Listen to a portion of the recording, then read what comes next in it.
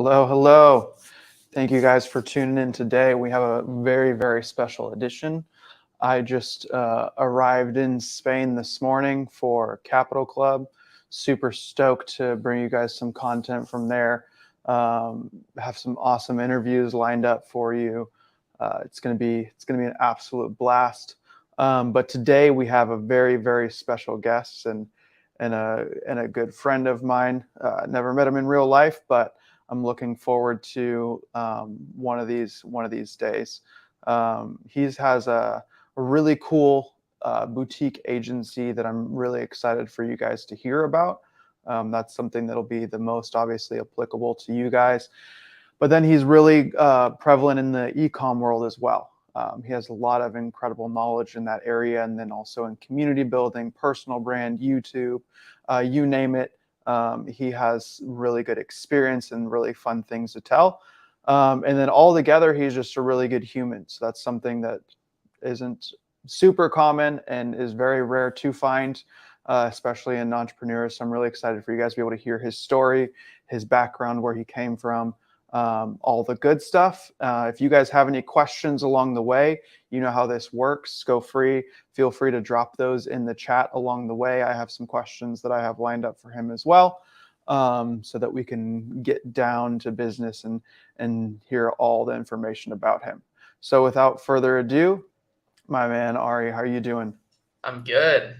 Thanks, Zach, for the introduction. That was perfect. Yeah, absolutely. Yeah, I mean, the first thing that I want to kind of get into, just for people that maybe haven't seen you on social media or just are watching you for the first time, what's like a quick intro of yourself of like, hey, this is who I am and this is what I do. Yeah, so first of all, thanks for having me on here. I'm really excited to provide some value for your community. This is all super 100%. cool. I wish I was over there with you, maybe next time. But Next time. yeah, so a quick introduction.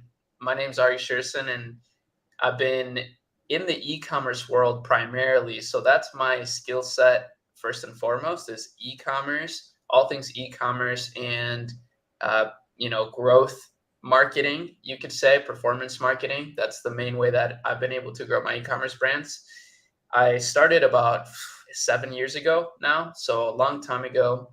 And really, it began as a way for me to just make some extra income and eventually be able to replace my job. So that's how it all began. And then, I just put one foot in front of the other and over time developed incredible skills that now allow me to build businesses almost like it's, like I'm just playing a video game. Right. So now, fast forward to now I have an agency. I've built an incredible company. We've been growing month over month for the past, all year.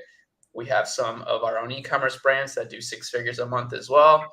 And I have my YouTube channel, which is basically one of my main focuses is just, making content, educating myself and others as well it's just like the best way for me to leverage my knowledge. And also an underrated thing about making YouTube videos is I feel like I learn as I make content as well. Right. So that's something I would love to talk about more too, but that's more or less my story. I'm also an immigrant from Chile. I moved here when I was 11. So Awesome. that's another big piece in my life. I know 2 languages and I kind of had to adapt to an entire different culture. And I think that has allowed me to be able to adapt in business as well. For sure. Absolutely. Yeah, I definitely agree with that. Being cultured and understanding other cultures, it kind of unlocks different gates inside your head so that you feel like you have access to different information and are able to understand people better, I think. I mean, not only does it help in business, but just with people in general. But that was one of the first things that I wanted to kind of ask about, was where did your journey, like obviously your journey started when you were already in the US, but did you think that you grew up with some kind of entrepreneurial mindset being over? Were you born in Chile or were you born here? Oh, okay. No, I was born in Chile. Yeah. Okay. So how do you think those early beginnings of growing up in a third world country helped you develop a mindset of becoming an entrepreneur? So that's a great question. To be honest with you, it didn't really happen for me until I was already in high school, where I started to think in terms of entrepreneurship. And I think there's a big lesson to be learned there as far as like the flaw in the education system, where I just never even imagined like building a business seemed like something that was just like out of reach. You know what I mean? Like just something Right. that was totally impossible, or only something that a select few people, could do. And so I never really paid attention to it. For me, I was always interested in, science, in I skateboard, art, just many different things, music a bit, just very random things, totally outside of entrepreneurship. My Yeah. grandpa, however, I remember in high school, he actually was an entrepreneur. So he always struggled to build businesses, but eventually he found some sort of success, nothing crazy. But he was able to, provide for his family and, just do amazing things and invent products and things of that nature. But I never noticed it again until in high school, where I started to, well, actually, funny enough, I saw an ad on YouTube because I was always big on YouTube.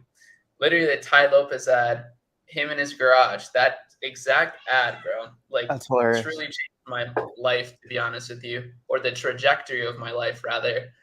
Because then I started to have this pattern recognition of like, oh, okay, this guy, he made it, and he's talking about how it's really all about knowledge.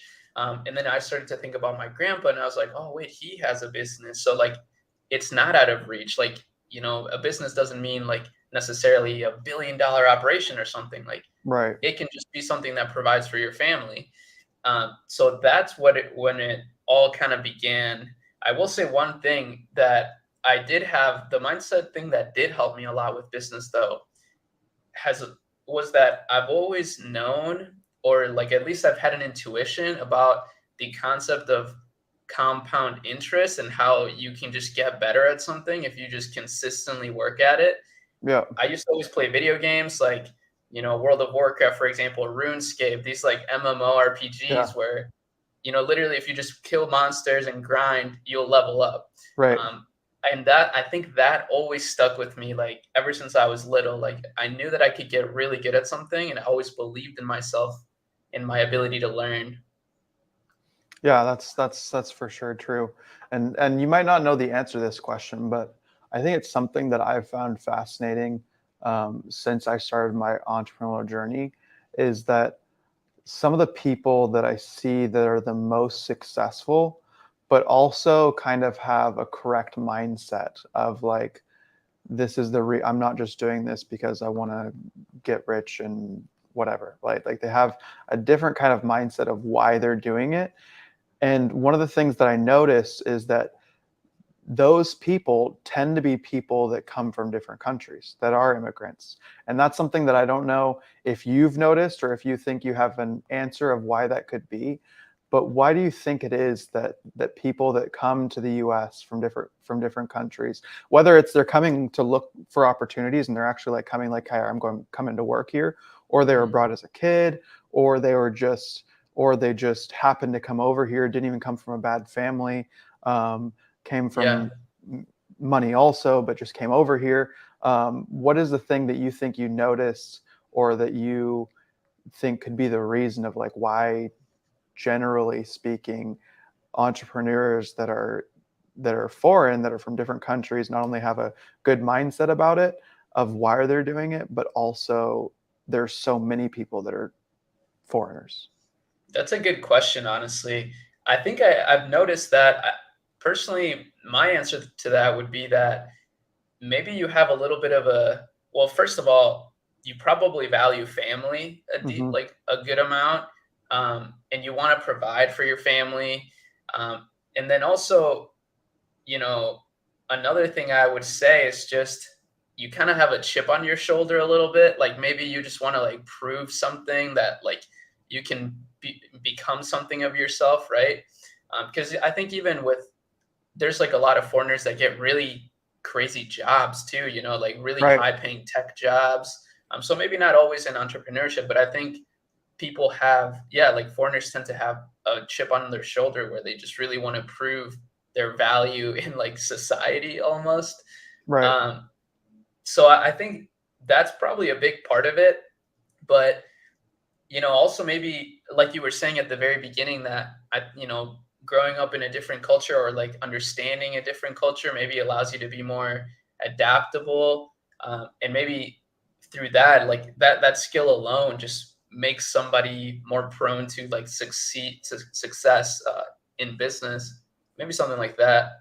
Yeah. Yeah. I just always thought that was fascinating and wondered That is interesting. what your perspective on it was, because like even if you look at, I have a ton of friends, and most of them, and most of the people that are successful and that have also a good mindset on success of like, I'm doing this because I want to help my family, I'm doing this because I want to have a better life for my kids that I didn't have, I'm doing this because I'm just driven and I want to help the world and I want to help people around me. I've noticed that a lot of my friends that have that mindset are either immigrants themselves, or at least their parents were, which I always thought was interesting. That is Um, super interesting. but that's something that I've noticed and was just wanted to harp on. But yeah, I want to get a little bit into the sauce too, so we can get some specifics for people, Hmm. and really just dive into your knowledge, the wealth of knowledge that you have, and the experience that you have. So we're going to jump on a couple different topics. We're going to talk YouTube, like you mentioned, but I also want to jump into like Facebook ads too, and then ecom also, just so that people can kind of get your wealth of knowledge transferred over. What do you think the biggest thing that people miss with meta ads in terms of performance? Because a lot of people talk different things. They talk ROAS, they talk what's your cost per thousand, whatever. What do Right. you think? What is your thing that you look at when you're with your team? Oh man, that's actually a really good question because it's something I feel like nobody can really agree on. It's like everybody has their own interpretation of what Meta wants you to do versus what's actually working. So I think one of the biggest things that I see right now is this just people just have this like huge belief in what Meta is telling you to do. And the big five, I Yeah. totally get it, like optimization, whatever. And they have this like blanket approach to ads on Meta. And I think that's a huge mistake because what I've noticed from not only running ads for clients in big Shopify stores, but also from having multiple of my own brands, is that every account is a little bit different. Like it's just, you really have to treat it like a science. I mean, you have to test things independently of one another. Hmm. Obviously you can then use your like collective knowledge that you gain from all those tests and have some sort of like standardized practices. But for example, one thing I see a lot is people just having like one campaign and it's like one ad set and they put all their creatives in there Uh-huh. and they just let it go. And that can work certainly, but it's not going to work the best that it can. And just some value on the agency side too. What I've found is when you do that, people get kind of pissed. Like clients don't like to see that, because it's like, what am I paying you for? Like I Yeah. could have set that up. You know what I mean? So that's something massive that I see people doing that I don't think is conducive to getting the best possible results. So that's one thing. And then of course the other thing would be to, test a lot of creatives. That's a very broad and sort of cookie cutter answer, but it's the Right. truth. Like sometimes the most left field creative will get great results. And that's why you can't make any assumptions. Again, like as a marketer, you may think, oh, well, I know this is going to do well, right? Like you may have an intuition about things, but you want to be data driven if you want to have success with meta ads. So you want to make sure to test everything. And I would say even interest. So again, this is another thing people can't agree on in the agency world or the meta world, meta ads world, is how a lot of people think interests are just irrelevant now and that Facebook is just like their Smart algorithm enough. is so good that you don't need Yeah. to target, you don't need to do anything and it'll find you buyers. Again, that can work, but it's not going to work the best. And that's what people are paying you for if you're running ads for a business, is trying to get the best results at the cheapest cost, with the highest likelihood of, profit. So you can't be doing that. You can't just run one broad campaign, one ad set, and just let it go and think you're going to be the most profitable. You need to test different interests with different creatives, and trying to like having common sense, right? Like if you're selling a health product, test the health interest with a creative that's congruent with that interest. Test a different interest, maybe that's slightly different. Yeah. Let's say like the Kardashians, and then make a creative about health, but someone that maybe like is relatable to that interest. Just getting a little bit deeper is really going to make a huge difference. Do you have like a set amount of like, hey, per amount that I spend per day on ads, that's how many creatives I put in? Like if it's, I don't know, like just to throw out a number completely random, like every $200 I test a new creative or something. Yeah, that's a really great question. So generally it's more so about the total spend and percentage. So we'll do 15 to 20% creative testing and interest testing as well. And then, the rest is basically scaling. But that's, so yeah, if you're spending, let's say $200 a day, $20 or up to like $40 of that should be spent testing something totally new, or maybe not totally new, but based on some things that you see winning. And again, for the agency world, that's going to get you better results long term, because you're going to be able to get a lot more data sets, data points that you can work off of. But then also, I promise you, your clients are going to be way happier because they're going to see that you're being active and that you're like actually thinking outside the box and testing things. And that's been huge, man. I've seen that so many times where clients will be mad, even if you're getting like not the best results.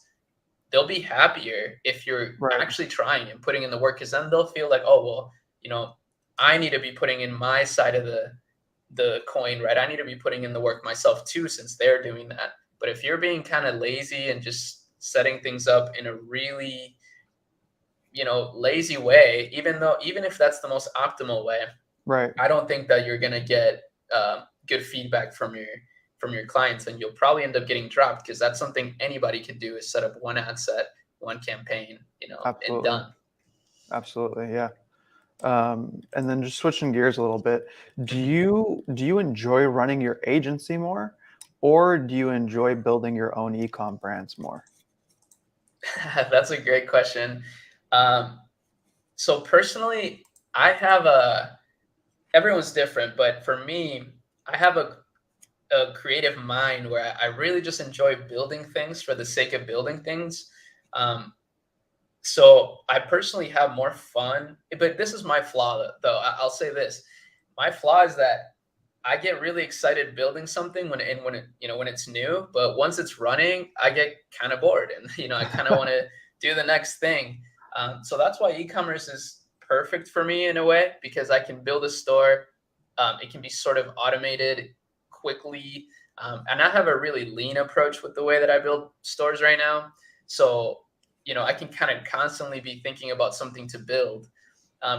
Whereas with the agency, it's a lot more routine work. It's not so much like, I mean, you do have to get creative, but I'm not in the ad accounts at this point, right? I actually have a team.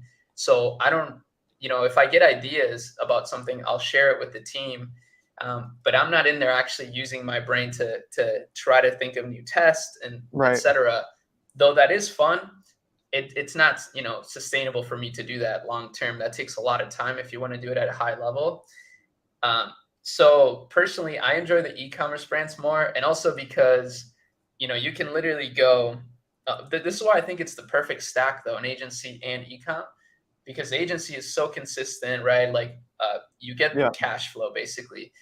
E-commerce is it can be more volatile, but it can scale so much quicker. So like if you're thinking of, let's say you're making 50K a month total profit, and you start a new ecom store, that store could literally double your revenue, your overall profits of that month, if you scale it up quick. So that's sort of my approach. That's the ecosystem that I've built. So I enjoy both, but I think the e-commerce side is definitely the one that I have the most fun with. Keeps it spicy, so that you don't get bored. I feel that for sure. Now, I want to ask something similar to that question. I want you to be completely honest. Like if aliens came down today, they erased your memory, took all your possessions, they left you with $1,000 or less. Would you start an e-com store or would you start an agency? Mm. So I would.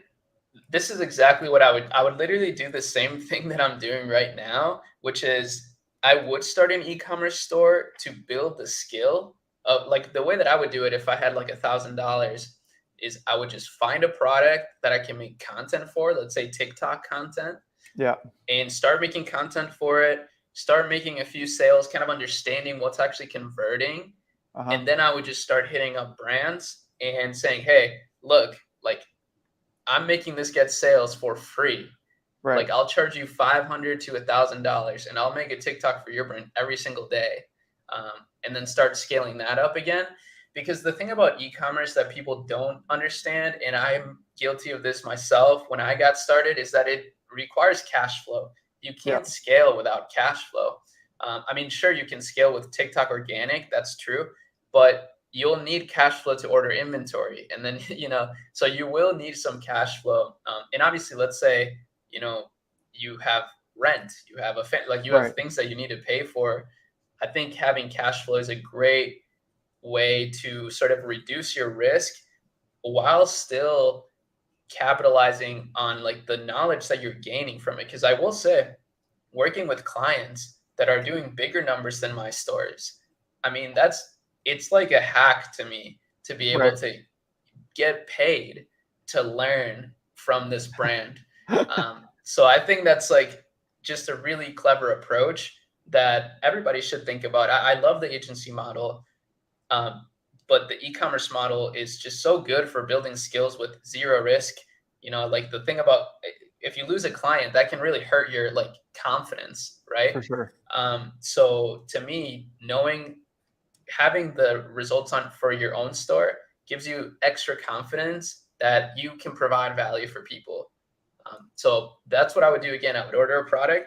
I would make some TikToks probably, since I don't have any money to run ads. And then once I'm able to get a few results, then I would just start trying to do that for brands, finding some that I know I could do good content for. And I think I could easily build like 5 to 10K a month, just income in like a couple months doing that. Yeah. Yeah, absolutely. Yeah, I agree with that. I think I don't necessarily have drop shipping experience of as far as success goes, but I think I would do a similar approach where I would probably work for clients for free and be like, hey, let me try and figure this out with you, Mm. um, and then get results that way, and then go find other clients. So probably something similar to that for sure. Um, and this is an interesting question that I always like to ask people. That's sometimes interesting to get answers from also. But what do you think is the biggest failure you've had in your career Mm. Man, as an I've had a entrepreneur? lot. Maybe not necessarily before that, but the one where you're like, man, this one really put a dent in it. That's a good question. I mean, so for a while, my journey, so 7 years, I guess maybe to some people that doesn't sound like a lot, but to me, it honestly feels like a lifetime in a way, Uh-huh. because I've had so many periods where it's just been like L after L, where it's like just nothing's going right. But for like probably one of the biggest ones that I had was right after, right in 2020, I believe, or like, yeah, 2020. That was like one of the biggest years for e-commerce.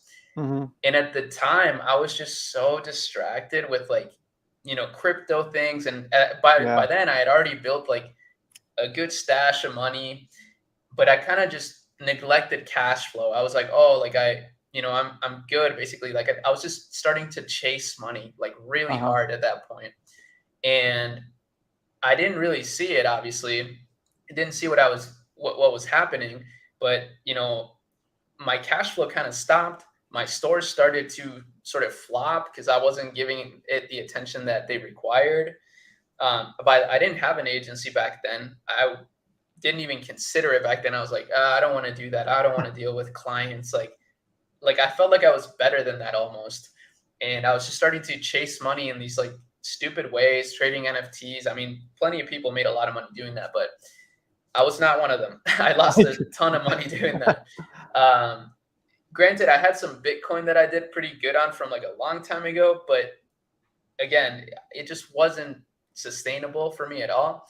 And I felt like for like 6 months, man, it took that was the most painful thing, is like losing all that time, Right. because that could have been so much money if I had just just kept doing what I was doing, maybe allocating like a little bit of time into like crypto and stuff. I don't think there's anything wrong with that, but I just sort of stopped everything I was doing, lost my cash flow, watched everything just compound negatively.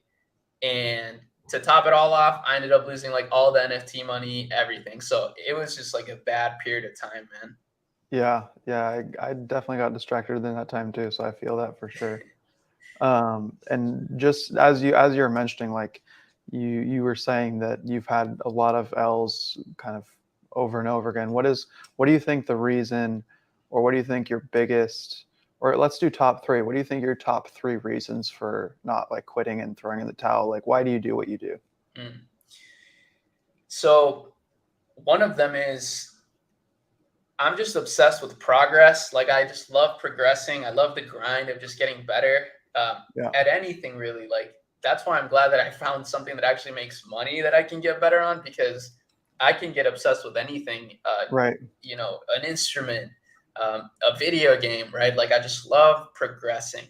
So to me, that was a huge factor, because then I know that if I take an L, it's just like one new way that I can find to not do something to not repeat again in the future, something to learn from. So that was one thing. I just really love progressing. Another thing is that I have a family, more or less. I have a girlfriend. We have two cats. I mean, and we've had one cat for a long time. I've been providing for her and us and building this family. Uh-huh. So that was also like, I was like, I can't just let one L take me out, because it's not just going to Right. take me out. It's like everything's going to be gone, like there's a lot more repercussions. So that extra responsibility, I felt, made me just hungrier to keep learning and just keep moving along. And then the last thing I would say, I think maybe pain tolerance. I think I have a high pain tolerance. I've been a skateboarder for a long, long time, and I feel like as a skateboarder, you just like, I mean, you take some huge L's that like, Yeah, you can break a bone, like, you L's that actually hurt, like physically hurt. yeah. So, to me, it was like the pressure has never taken me out. I've always been able to thrive under pressure. So it's never like taken me out for good. But like that 6 month period, that was rough, because like it was just a long time. So it was frustrating. But I knew I would come out of it, and I did. So, I will say that was one of the things that kind of saved my momentum, my downward momentum, is actually like building an agency, because at the time I was like, I just need cash flow. I need to start building consistent cash flow. I never want to be cash flow less again. Hmm. Even though I had this e-commerce knowledge, I was like, I just want to build something that is really sustainable, Yeah. and that also I can meet more people with.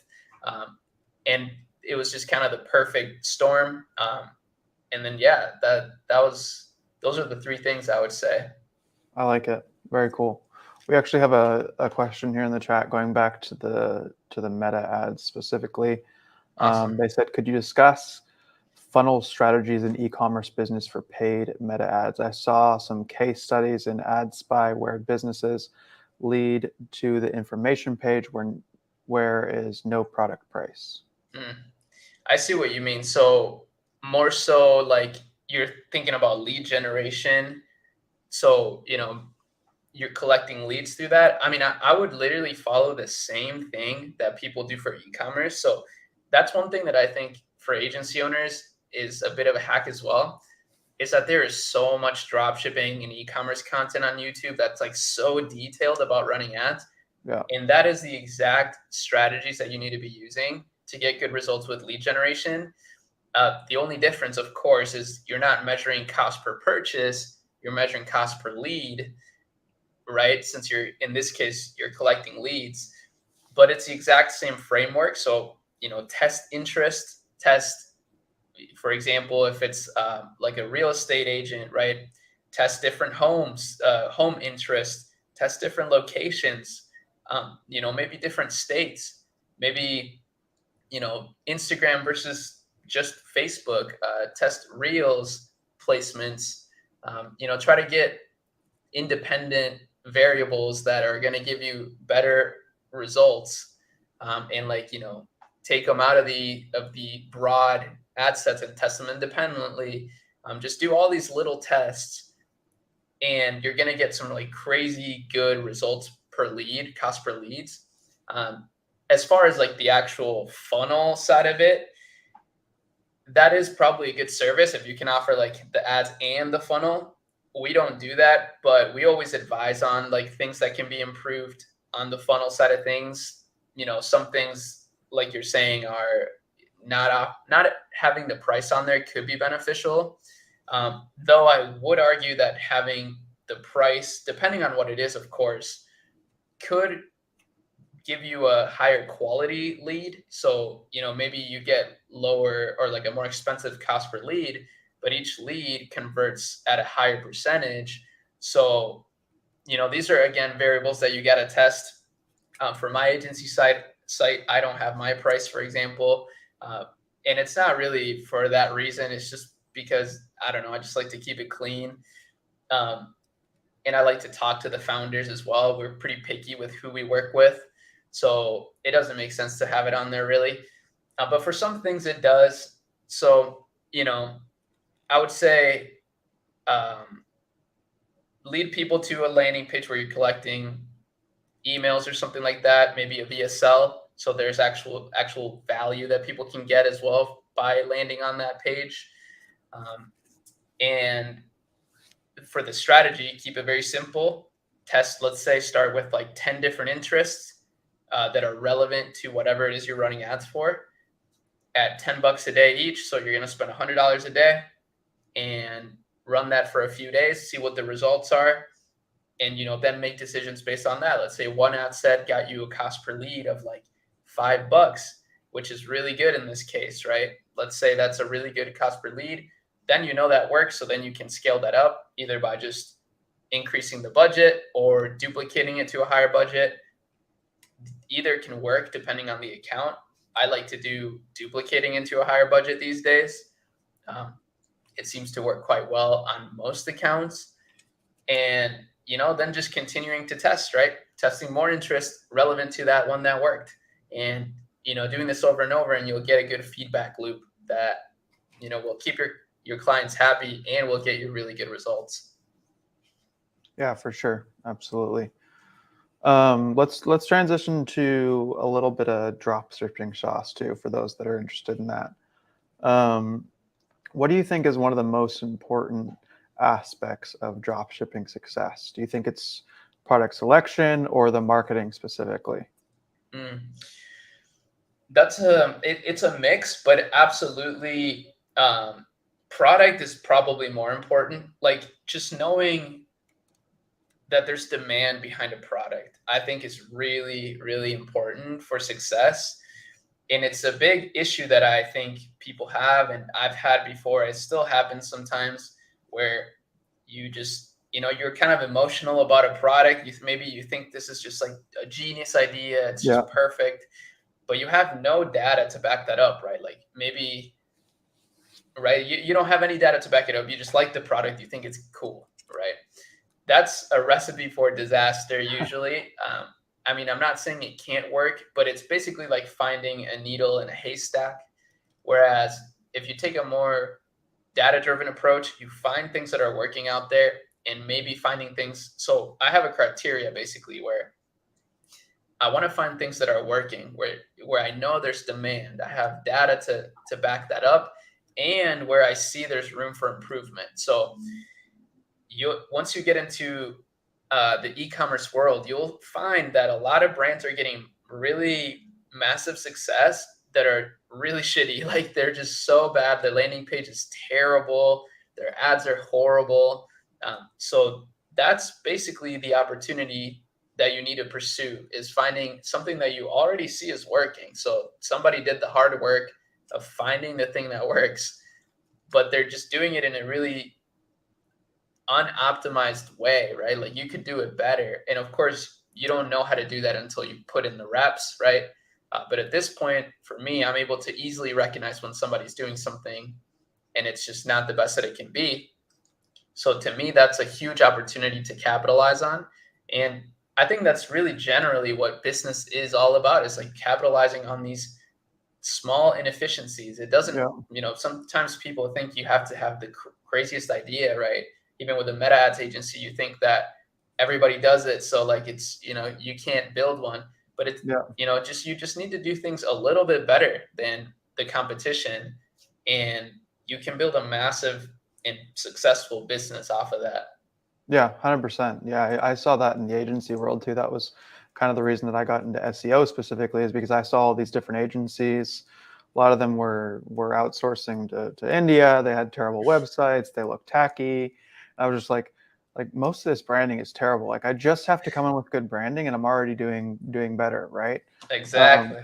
it's just one of those. It's the same thing with drop shipping. Like that was one of the things that I always saw about drop shipping that I didn't like, is I Mhm. would always go to these product pages and I was like, this just looks so spammy and scammy, Mhm. and like shipping time is 30 days and like just random stuff like that. I'm like, this is not what I was interested in doing. But you're absolutely right. You can take that and be like, make it good. Like actually you can make it good, and then people will want to buy it, right? Exactly, because I will say, like, a lot of these drop shipping products, they're only shitty and like, a bad service because drop shippers are the laziest people you'll ever meet, right? Like these Right. people just don't care to actually build a business out of it.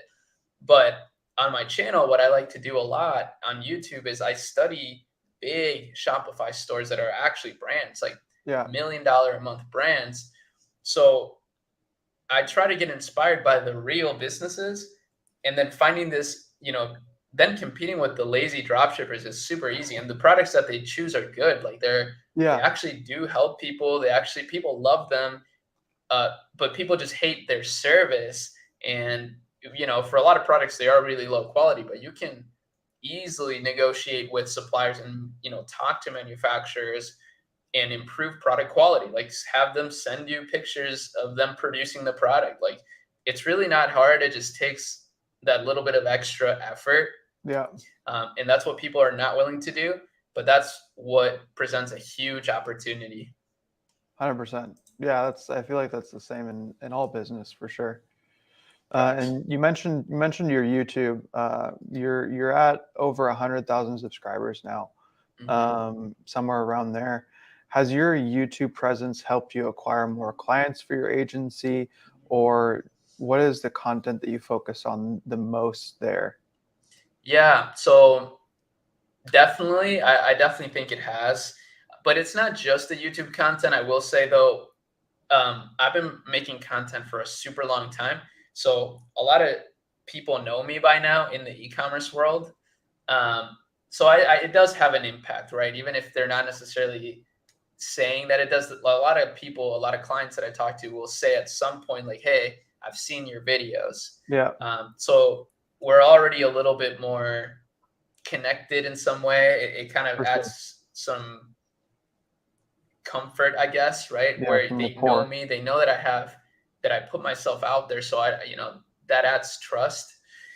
Um, but the content that I make has always been about e-commerce. As of late, I've been making a few videos talking about sort of my stack, which is the agents, like the e-commerce and agency, Hmm.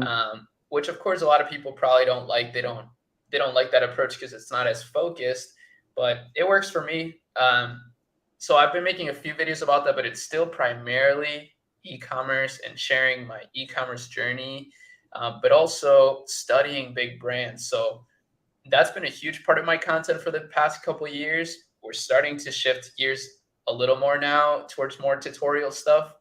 But really what I've done on YouTube for the past couple of years has been breaking down, like finding incredible stores that I can break down in video format so that I learn from it too. So I'm doing my own research on these brands, figuring out why they're so successful, recording it so that other people can then watch it.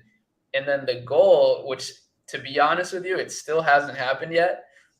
The reason why I started to do that, as besides my own learning and just content, is because I figured at some point one of these stores would see it and want to hire us to Yeah. run their ads, because they'll be like, oh, this guy actually knows what he's talking about. Like, he actually broke down the business really well. So I haven't had any clients come from those kinds of videos, but I have met founders of the brands that I review. So maybe they're not clients now, but maybe in the future, I think they You've got a will. foot in the door, yeah. So, that Do you find helps. that the content that you're most excited about doing is the content that performs the most? Or do you think it's the opposite? Like things that you didn't think would perform well ended up performing incredibly well? Yeah, I wish the content that I'm most excited about would perform the best, but unfortunately, no. The content that performs the best is the really basic content that is Mhm. like very easy to follow. Um, just very basic information that people can easily digest and can, eat up over and over again. The content where I break down really big, intricate brands actually doesn't do the best. But the reason I've focused on it so much is because it's been easy for me to make, first of all, so I don't have to spend a whole bunch of time thinking about content to make. I can Right. just like easily produce content. But also, again, because of those other two reasons, because I learn from it a lot. I'm like sharpening my axe, more quote Right. unquote, every single video. And there's the chance that I'll be able to meet the person behind that business, which to me uh, is much more valuable than like some extra views on like a drop shipping tutorial video, right? These people make millions of dollars a month with their stores, uh, so to me that's very valuable. Um, but like I said, now I am starting to mix it up a bit again. I am planning to make some more tutorials that are a little more basic to try to reach more people. But it's been super worth it though in the last few years to just like really go all in on this kind of more advanced content for my own sake, for my own learning. And it's allowed me to stay consistent with YouTube too, which I think is a big piece with YouTube growth as a whole, is just being consistent. It's really powerful to be consistent. For sure. Yeah, absolutely. It's the YouTube world is definitely different. Do you find that because you're on other social platforms as well, Mhm. do you find that the quote unquote leads for whether it's your community or whether it's your agency are of and the viewers are of higher quality when you do go into that more in-depth things that excite you more, break things down more, and then the stuff that's more like trendy and it's going to go viral, you kind of just get everyone that maybe that's not where your best leads come from or your best viewers come from?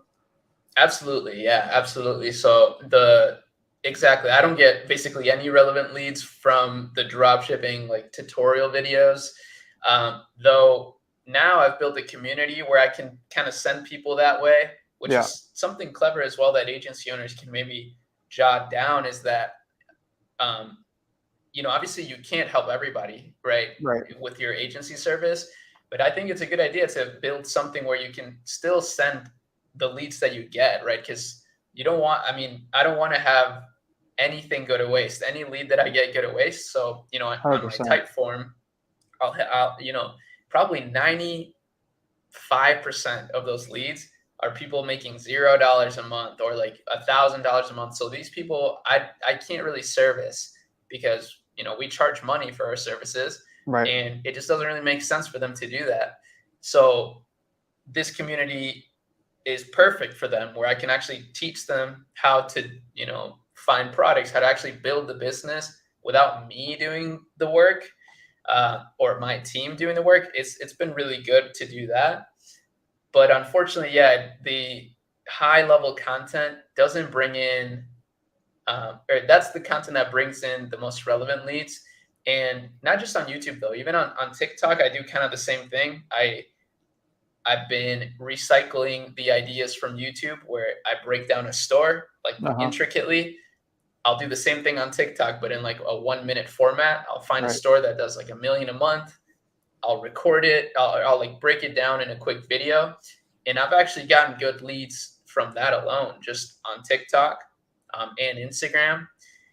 So now I'm starting to do that on Twitter because Twitter, same thing. Like I'll Yeah, just, same story, I'll just break it down again, but in a Twitter thread, and people can see sort of how I think about these stores. And we've gotten leads from Twitter too. So it's just powerful to produce content and just showcase your knowledge in every way you can. And like I was mentioning too, it also allows you to like hone in your skills even further. for sure. So it's so powerful. Yeah, and jump into that. You mentioned your community as well too, and I wanted to hop into that a little bit also. Um, well, first off, what is it that your community is surrounded by, and if anyone's interested in joining that community, where can they join it, or where can they find it? We can So, also find a way of getting a link inside of our Discord as well, so we can put it in there. oh, that would be Um, awesome. but yeah, kind of tell us a little about what your community does and what you do inside of it, I should say. Yeah. So the community is, so my agency slash business is called Akemi, Hmm. and the community is called Akemi Lab. So what it really is a research and education community. So that's the goal, is for it to be a high level community for founders, basically what you have here, the agency domain. But instead of being about agency building, it's more so about e-commerce Right, business building. So in a way, I'm like creating my own clients for the agency in the for future. sure. But the goal, what I do in there is just engage with people. I host calls like this as well too. Every once in a while, every other week, I try to, and just network with founders. I mean, that's really the goal of the community, is to network with founders.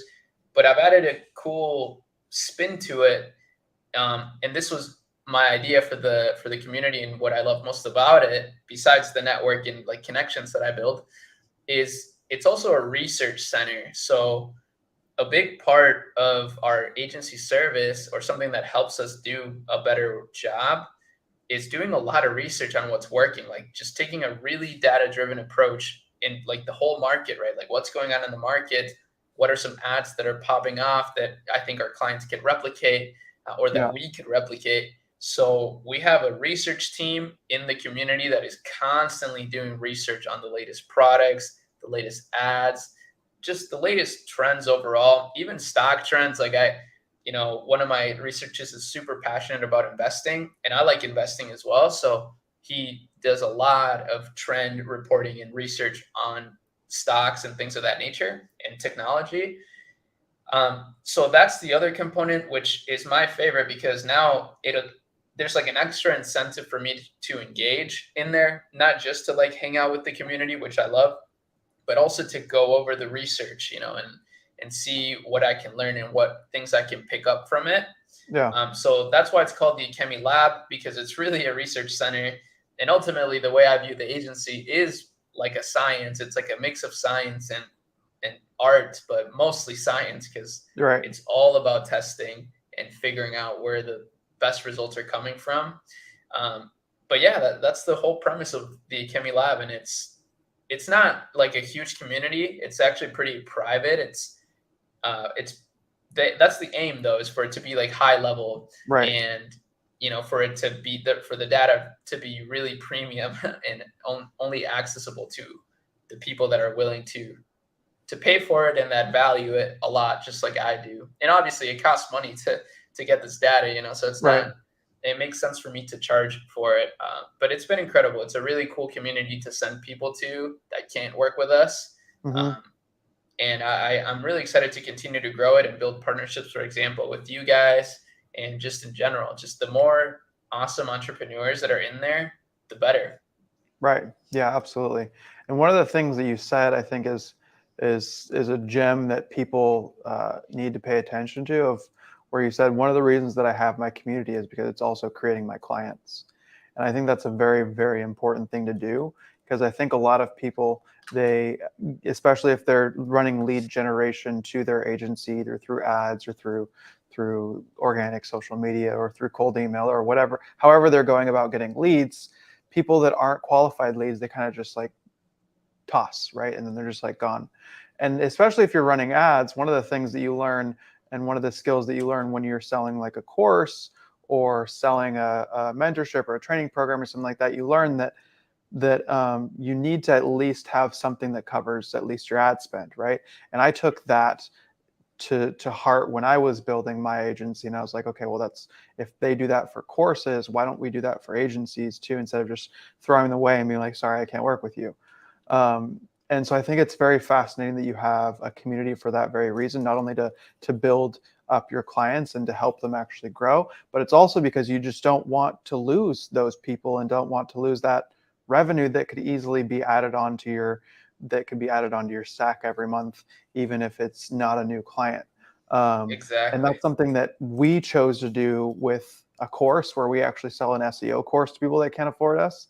And That's it's so another smart. way to do that as a community, right? Like, oh, okay, you can't afford our meta ads. Great, come into our community where we'll teach you exactly how we do it, so that you can do it for your own business. And not only are you making money off them, but they're going to trust you because you're growing them to a certain level. You're helping them grow. So then once they can afford you, you're the first person that's on their mind of like, oh, Hmm. they're the ones that helped me grow in the first place. Same thing with a course. If you build a course for whatever your service is, they can come in, they'll learn how to do it, they'll do it themselves, and then they'll be like, oh yeah, who is that person that actually taught me how to do it? Oh, it was so and so. Let me go back to them to actually get my service now that I can afford it, and I'm at 30K or 40K or 50K or whatever your benchmark is a month, to be able to work with you. And I think that's So something true. important that a lot of agencies miss hardcore, of like, don't discard your leads. Some of them can be still really good. Some of them are still really interested in working with you. And it could be that 3 months down the line, they can afford you. Hmm. But if you aren't present on their mind, in 3 months' time, they'll maybe go with another agency that's at the top of their mind, or that came on their Facebook ads or sent them a cold email. And then you just So missed out. true. Yeah, man, that's a really interesting, approach, I would say. And what's really cool is you'll get, if you teach people well enough, or like, if you're actually trying to provide value for them, which they'll be super grateful for, and Right. you could actually change someone's life doing that. And 100%. I've had people say things in my community like, I can't wait to be big enough to like work with the chemi and Right. things of that nature, which I'm just like, wow, that's so So powerful, humbling. man. Yeah. Yeah, absolutely. Yeah, I mean, it's that aspect too of like, sure, maybe that person can't afford your service, but you could still do something that requires quote unquote minimal effort that's still incredibly valuable, that could still change their life and help them grow into a business that then could afford you, or get to wherever they want to get, right? Yeah. So that's super cool. What do you think is your biggest challenge with scaling a chemi? The biggest challenge I would say is people, at least when it comes to meta ads, right? That's what we do is Meta, Google, and TikTok ads. So Okay. just paid ads. That's the only thing we do. So the hardest thing has been scaling like a quality experience, because the way that we run ads is we try to be pretty meticulous. Um, so it requires almost like a full-time media buyer per account at this point, especially some of our clients are, spending $500,000 on ads, let's say, that Right. requires someone's full attention. So this person can't be running like 5 different clients, right? Like that's just not sustainable. So finding people that are skilled enough to be able to handle really big spend and the way that we want to do it, which is like a really quality and detailed way of doing it, that's been super difficult, I will say. And also, it is hard to get like high quality leads all the time. Right. So, I mean, the way that I've been able to get over that is just building more relationships with people, where they know I have a good reputation and they know what we do and that we're really good at it. So they don't mind helping us with clients, for example. Like having synergies between companies, I think, is a really great idea in the agency world, because businesses are looking for other services, right? I mean, they Right. want to outsource, and you don't want to do everything. I mean, you could be like Neil Patel, right? And just like handle literally every Yeah. aspect of digital marketing. But that guy has like a crazy team. He invested like 10 million into that company when he began. So Right. that's not realistic for most people. No. So I think it's a good idea to build like an ecosystem of other companies that you also work with that you can send clients off to. And that's still what I'm in the process of doing. I don't have it even close to perfected, but I really like that approach, because then it takes a lot of pressure off my team and having to scale only by like continuing to hire more media buyers, for example. It's kind of cool that we can start to scale by also just servicing our clients through other agencies. I really like that approach too. Very cool. Awesome. I love that.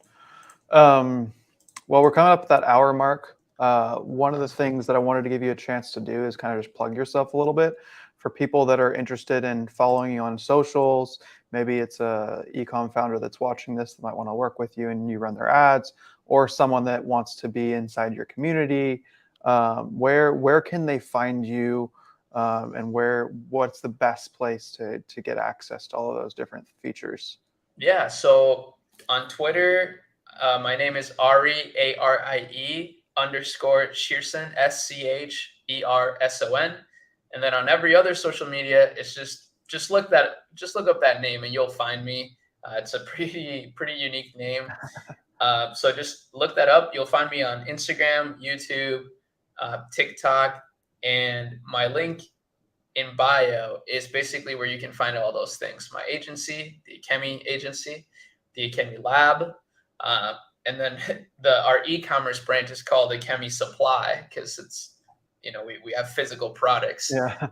But that's the full stack. That's my ecosystem, and I will say that that's kind of been my approach. Is I've been trying to build an ecosystem, where, yeah, you're kind of covering, it's like a nice bucket with no leaks. Everything has a place.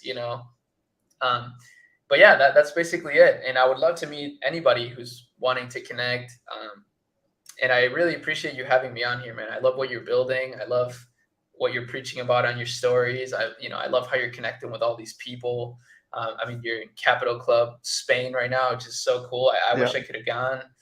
But we'll meet soon enough, and Yeah. I'm sure it's going to be awesome. Next one for sure. Yeah, is there anything else that you feel like you would want to say as is anything else that you think would be missing to say to these agency founders, whether they're just starting off, whether they're just getting past 30K, or they're looking to exit their agency? We have kind of a wide variety of agencies, but anything that you think that you would want to try to compute to these people? Yeah, I would say just the last thing I would leave off with is just to test more things, man. Like, test more things, generally speak. Like that applies to everything in your business, Yeah. whether it be, what you're doing with ads on Google, TikTok, whatever, whether you're producing content, testing something, um, always testing. Like, if you're stressed about your business, right, and your growth, and like, I know how it can be to stress about growth, and like you're not where you want to be, totally natural. But just have faith that as long as you keep testing things, you'll find things that work. You can double down on those things. And once that happens, don't stop testing. Yeah. That's the big mistake, man. That's what happened to me for a while. That was like like not a good point in my life.